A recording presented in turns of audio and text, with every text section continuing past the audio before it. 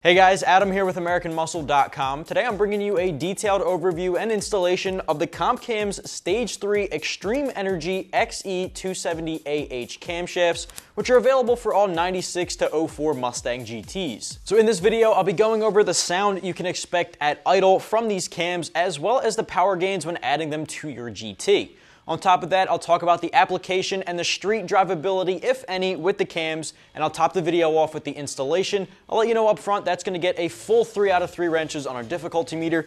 This one's probably going to be best left up to the professionals or the guys who really have the mechanical expertise to get it done. The CompCam's Stage 3 Xtreme Energy XE270AH Camshafts should be on the build list of any modified 96 to 04 GT owner who's looking to really improve their mid-range gains in the horsepower and torque area, as well as pick up a pretty hefty, noticeable lope at idle. So it's a pretty well-known fact when we're talking about valve train technology that CompCams is one of the industry leaders in that field. It's a no-brainer to look in their direction if you're looking to pick up a bigger cam. Now for your single overhead cam, 2-valve motor, if you are looking to pick up that bigger cam, you can expect bigger gains when it comes to the mid-range power band, as well as picking up a bigger, heftier lope at idle to really give it that muscle car sound. Everything I just mentioned, from mid-range gains to a heavy lope at idle, is everything you can expect from the Stage 3 cams from Comp. Now Comp lets us know that you can expect power to be ranging all across the power band from 1800 RPMs to redline at about 5800 RPMs.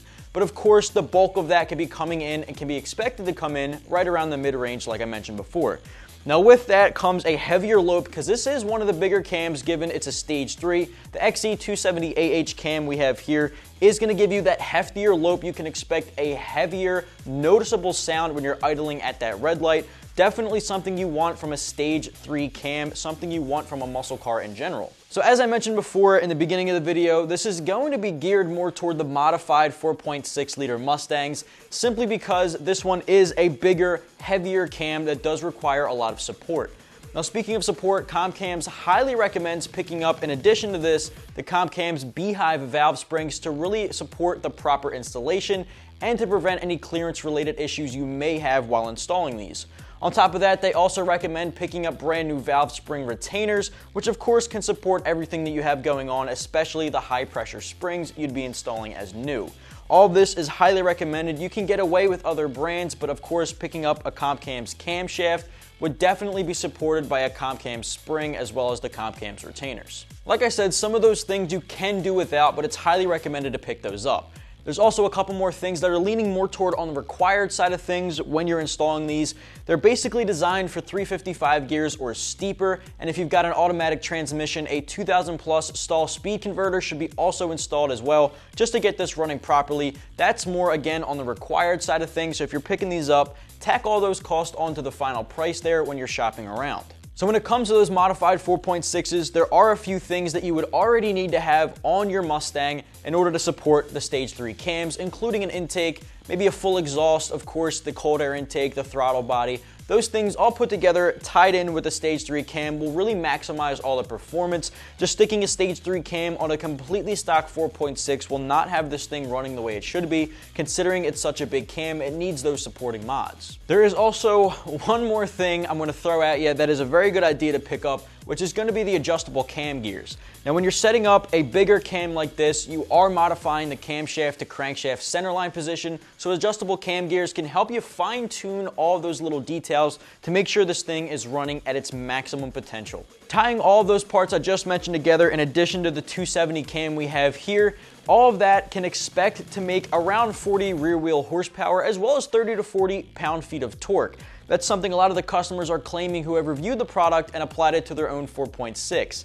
Of course, those numbers are just ballpark figures. It all depends on your personal modifications, so don't expect exactly 40 horsepower. It may vary depending on your own setup. Just to give you a few more specs on these camshafts, just to give you an idea of what you're working with, at a duration of 50 thousandths, you can expect 270 on the intake side and 274 on the exhaust side. Just to compare those numbers to the stock cam, for the guys out there with non-PI heads, you'd have a 200 on the intake, 209 on the exhaust, and of course guys with PI heads bump that up to a 201 on the intake and a 210 on the exhaust. noticeable difference when compared to the Stage 3 cams, so obviously there is a big difference there. Now with those big jumps from the factory duration to the duration of the Stage 3 270 cam, you can see exactly where the improvements are coming from. This is exactly what's going to produce that heavy loping sound at idle, which is something a lot of people are striving for when picking up new cams. Some of you guys may be looking after the power gains, some of you guys may be just looking after the sound gains, some of you might be a little bit of both.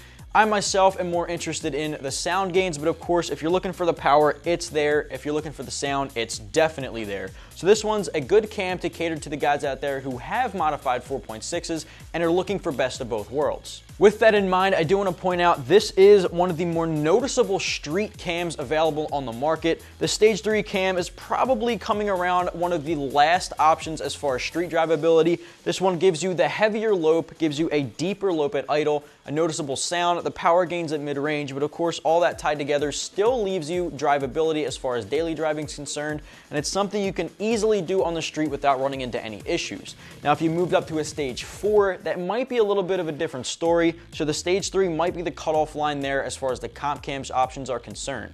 Now, if you are interested in picking up the sound and power that this combination makes, now you're looking at spending around $600, which is a very average price tag when it comes to the camshafts alone.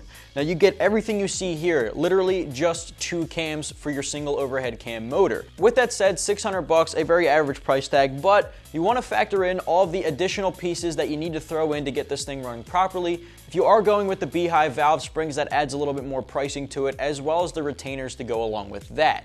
Now, if you're going with third-party options, you still got to tack on that price here. And of course, if you're not doing this yourself as far as installation goes, the labor tacks on even further. Now, if you are still interested, you're getting power gains, again, around 3,000 to 3,500 RPMs, dead center in the middle of the power band there for the maximum potential this offers. Just to give you a solid idea of what to expect, if you are looking to pick these up with the $600 and additional parts after that, expect to spend just north of $1,000 for a proper install if you've got somebody you know doing it for you, or if you have a helping hand doing it yourself. With that said, if you're going to take it to a mechanic, expect another $1,000 at least for the labor alone.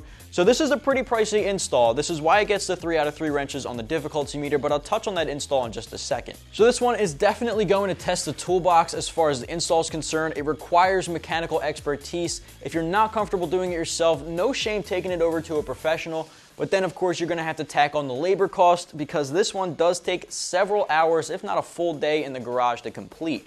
The 3 out of 3 wrenches on the difficulty meter can be attested to taking off the intake manifold, really digging into those cylinder heads by removing the valve covers, removing that crankshaft pulley, your spark plugs. It really goes the entire 9 yards for this one, which is why it gets such a higher difficulty rating and takes so much longer to complete. Just to wrap up the overview and install we've got for you today, if you're the owner of a modified 96 to 04 GT and you're looking to pick up one of the heftier lopes for a street drivable cam, while also getting mid-range power gains close to about 40 rear wheel horsepower and 30 to 40 foot-pounds of torque, you might want to check out the Comp Cam's Stage 3 Xtreme Energy XE270AH Camshafts, which of course can be found right here at AmericanMuscle.com.